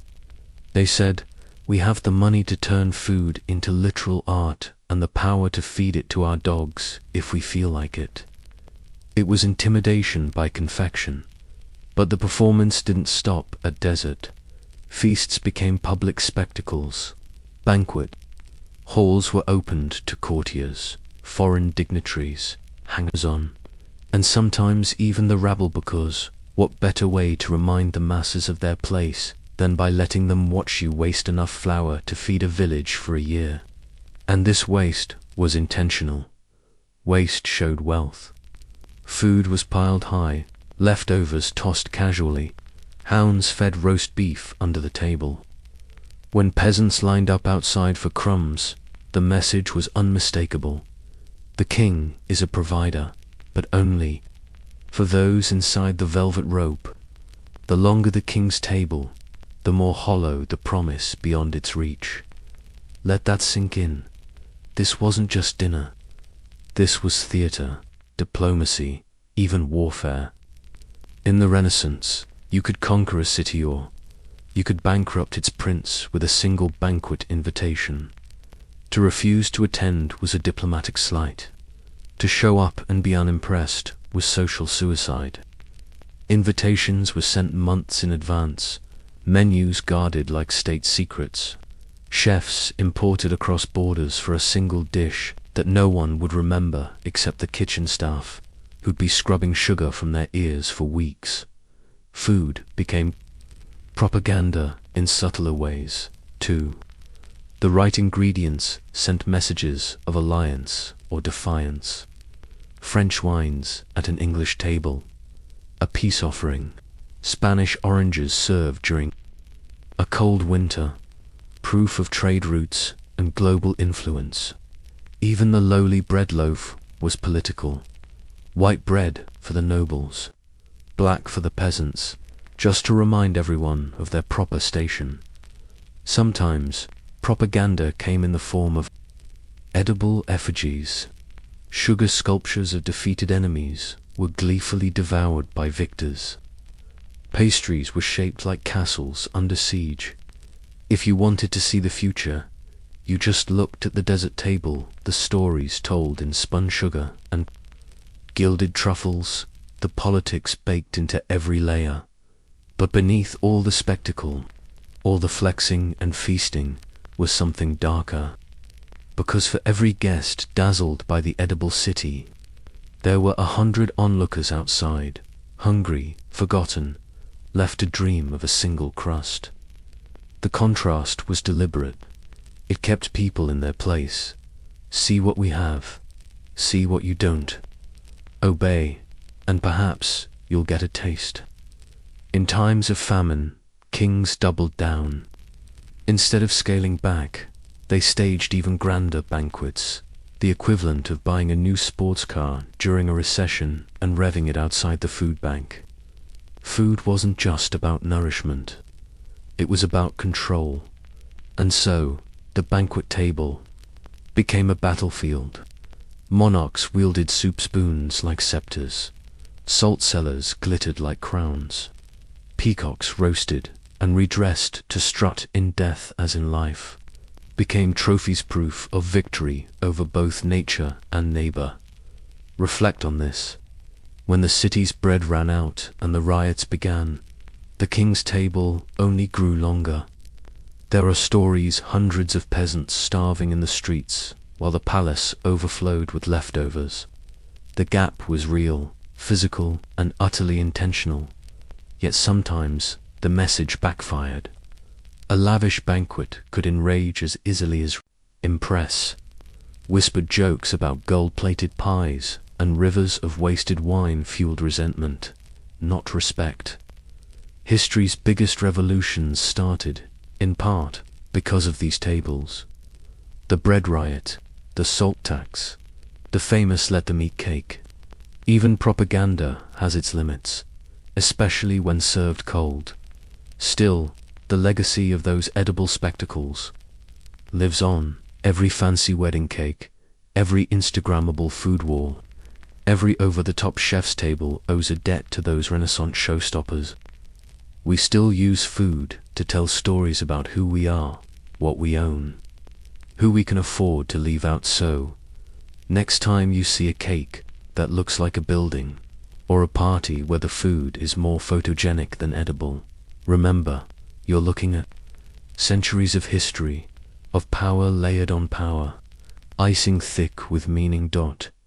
And in the kitchen, the cooks watched all this with quiet eyes, their hands red and raw, their bellies half empty, knowing the true cost of every sugar castle built on crumbs, because behind every golden pie was a silent army people whose stories rarely made it to the table, and it's time we heard from them. Beneath all the spectacle, beyond the banquet, halls and sugar towers, the kitchen's true heart beat quietly in the steam and shadows. Not in the king's command or the noble's applause, but in the silent labor of people whose names history rarely bothered to remember. Picture it, the scullion at dawn, half awake, scrubbing pans blackened by yesterday's feast. The larder maid, red-eyed, sorting wilted herbs by candlelight. The boy who ran messages, limping from a burn no one had time to bandage. These were the ghosts behind the gold and gravy, the anonymous army that kept the castle fed and the myth of plenty alive. Their world was not one of pageantry, but of routine, exhaustion, and tiny moments of grace. The kitchen was a place of order and chaos, a shifting battlefield where the laws of physics bent to the will of a master cook, more often to pure necessity. There were no days off. Sickness was ignored, injuries shrugged off. The work never stopped. Most never tasted the dishes they prepared. If a pastry crumbled or a sauce split, it might fall to a lucky servant to claim the scrap before the dogs did. Every mouthful was a reward, a stolen pleasure sometimes shared in secret behind the bread ovens, away from the eyes of superiors. In those moments, laughter could bubble up. A joke, a song, a quick story about a better meal, or a memory of home. Some left faint marks in the ledgers. Mary, dismissed for breaking a pot. Thomas, promoted to head scullion after the plague. Annie, good with soups. But most were erased, their labor swallowed by the relentless hunger of history. Let's pause just for a breath and listen for them. The creak of the spit, the slosh of water, the quiet sigh of a girl peeling onions, dreaming of something sweeter than turnip, the grunt of a baker's apprentice, wrists thick with cutlasses, who one day will teach his own son to knead dough by moonlight. Here is where we find the human story. One not of kings and conquests, but of survival, of pride. In small things a loaf that rises, a source that sings, a table set straight before the morning bell. It was a hard life, often thankless, sometimes brutal, but always shared. And in those shared moments, tucked in corners, hidden behind barrels, the soul of the kitchen survived. Sometimes it was in the form of a whispered recipe, a trick passed down. Add a pinch of salt at the end, not the beginning. Never trust a cold hearth. The women kept these lessons alive, tucked inside their aprons and hearts. The men shared them through gestures and silences. Over generations, a secret language formed a code of survival, creativity, and dignity in the face of drudgery. A few stories escaped the steam and soot to reach us, like the tale of Agnes, a young girl from a village outside Florence. Sold to a city household at 12, she swept floors and carried water for years, always listening, always watching. By 16, she was making broths for the sick, pies for feast days, remedies for the master's headaches. She was never paid more than a handful of coins, never thanked with more than a nod. But when her mother fell ill, Agnes scribbled her soup recipe charcoal on a stone wall back home. For warmth and strength, she wrote, boil slowly, add sage if you can find it. Her mother lived. Agnes, we know from a surviving letter, was proudest of that. These moments are rare, fragile, lost between wars, fires, revolutions. But they shimmer in the margins of old cookbooks and household accounts. We find them in a single misspelled name, a careful tally of flour, a recipe for bread that begins, if the world is cold, make it warm. Not every kitchen servant was so lucky. Many died young of burns, infection, cold, hunger, or simply exhaustion. Children worked alongside adults. Old men hauled wood until their backs gave out. Women carried bruises from heavy pots and heavier hands. Their grief was quiet, muffled in the steam, recorded only in the absence it left behind. Yet they endured. They made a kind of art from necessity. They improvised, adjusted, turned gruel into comfort food and hard labor into shared pride. The kitchen was their world, one that rarely rewarded, but occasionally surprised. A plum saved for a birthday, a song rising above the clang of pans, a few stolen moments with the sun slanting through a window, flour dust hanging in the golden air dot. The irony, of course, is that while nobles obsessed over spectacle and history obsessed over nobles, the true sustenance of every household was forged by these invisible hands. The cooks and helpers who made warmth from scraps and celebration from scarcity. Their resilience is in every recipe that survives, every tradition passed down. They are the thread in the fabric of every meal that followed, so the next time you bite into a slice of bread or savor a spoonful of stew, remember the hands that worked unseen. Remember Agnes and all the others. Theirs is a legacy not of power or pageantry, but of survival, stubborn hope, and quiet grace. As the steam rises and the noise fades, the kitchen's quiet stories linger, and if you listen really, listen, you might hear them even now. But the story doesn't end there, because history moves forward, and the kitchens of the past have one last lesson for USA about privilege, comfort, and the midnight snack you take for granted. It's 2 a.m., your eyes open. You shuffle to the kitchen, swaddled in fleece and modern ennui. Open the frigo, the bright, cold luxury, and stand, dazed, in the blue glow. Maybe you grab leftover pizza. Maybe it's a single, glorious slice of cake. or just a glass of milk, cool and safe and guaranteed not to kill you by morning. Now, let's imagine you're a time traveler. You take that midnight snack pizza, cake, a chunk of cheddar and drop it in the hands of any Renaissance peasant or cook. They'd think you were a sorcerer. Then they'd eat it anyway, because hunger conquers fear. Then, well, let's just say, a quick trip to the plague ward. If they survived the lactose, that's how far we've come. Compare your kitchen to theirs. You have microwaves, stoves with actual temperature controls, taps that pour clean water on command, and storage that keeps food fresh for weeks. Your greatest hardship is deciding between oat milk or almond. The Renaissance kitchen. A cauldron of fire, rats, panic. An improvisational world where the wrong bread could give you visions, and the right meat could still land you in an early grave. Let that sink in. You can eat ice cream at midnight.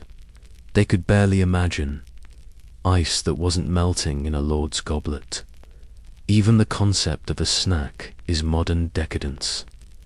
In the 16th century, eating between meals was a luxury reserved for nobles, children, or the desperately ill. Breakfast, as we know it, barely existed. Most people started the day with a chunk of stale bread and called it luck. The idea of casually eating anything at all, whenever you felt like it, would have sounded like the punchline to a very cruel joke. Reflect, for a moment, on how food shaped their lives. Sand shapes yours. In the Renaissance, every bite was a negotiation with fate. Today, food is a comfort, a convenience, a reward for surviving another episode of existential dread. It connects us to the past, but it also reminds us how radically the basics of survival have shifted. The difference isn't just technological, it's emotional. In the kitchen of 1523, a mother worried whether her child would eat at all, not what kind of organic granola to pack for school. A father prayed that the bread wouldn't turn poisonous. Kids learned early that dinner was whatever you could hold on to, and that a rat in the flour bin might mean hunger, or it might mean meat. Your kitchen, in contrast, is full of options. Freezers, spices, delivery apps that bring you global cuisine with a swipe. If the cheese smells off, you throw it away. If the soup tastes odd, you Google a remedy or toss it down the drain. In their world, there was no such thing as off. There was only still here and gone tomorrow. Sometimes it's tempting to romanticize the past, to dream of rustic tables, fresh bread, stews simmering by firelight. But the reality, history's kitchen was a place of sweat, suffering, occasional miracles, and endless, grinding work. It was a crucible where culture, class, hope, and heartbreak all came to a boil. And yet, food was always more than fuel. It was a way to gather, to remember, to celebrate survival against the odds. That instinct hasn't changed. We still gather in kitchens now, warm and safe and mostly free of rats. We still pass down recipes, whisper family secrets over bubbling pots, and find comfort in the rituals of making and sharing food. Maybe you'll think about that tonight as you finish your midnight snack. The ghosts of cooks past are with you in every morsel. The lessons of suffering, survival, and creativity echo in the most mundane act of reaching for something sweet before bed. Perhaps, in the hum of your refrigerator, you'll hear the distant clatter of iron pots, the low laughter of servants sharing crumbs, the sighs of peasants dreaming of a day when hunger wouldn't rule their lives.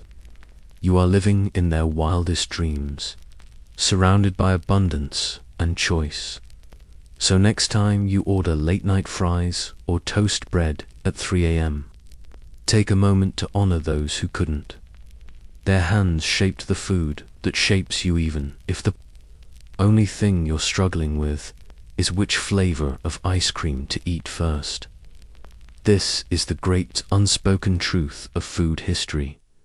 We are, all of us, descendants of survivors. Every meal is a story.